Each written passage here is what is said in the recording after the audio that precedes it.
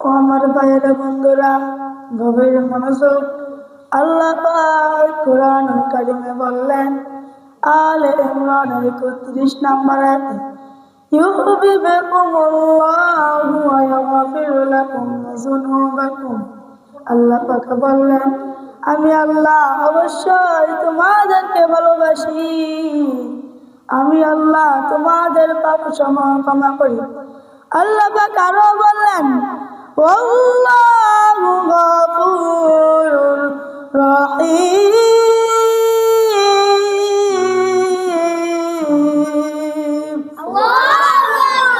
আল্লাহ পাক বললেন, আমি আল্লাহ পরম দয়ালু। একদিন যে সময় আদম নবীর দেহ মুবারক তৈরি হবে, হযরত জিবরাইল আলাইহিস সালামকে পাঠাইলেন, দুনিয়া থেকে মাটি নিয়ে আসো। হযরত জিবরাইল আলাইহিস সালাম দুনিয়ায় গেলেন মাটি আনার জন্য। মাটি আহ্বান করে কাঁদতে লাগলো, আমাকে তুমি নিও না। জিবরাইল আলাইহিস সালাম আল্লাহর দরবারে হাজির। আল্লাহ বললেন, আরে জিবরাইল,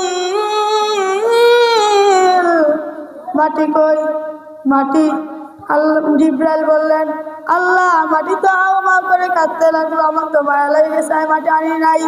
হযরত মিকাইলকে পাঠাইলেন। মিকাইলে গেছে বলে কি কথা? মিকাইল আল্লাহর দরবারে হাজির। হযরত ইসরাফিলকে পাঠাইলেন। ইসরাফিল কি কথা বললেন আল্লাহর কাছে? লাস্ট মুহূর্তে অর্থাৎ আজরাইল আলাইহিস সালামকে পাঠাইলেন। পাঠাইয়া আজরাইল আলাইহিস সালাম যাইলেন। যাইয়া সেটা বললেন, মাটি বলল, আমাকে তুমি নিও না। আজরাইল আলাইহিস সালাম মাটিকে বললেন, মাটি, আল্লাহ আমাকে হুকুম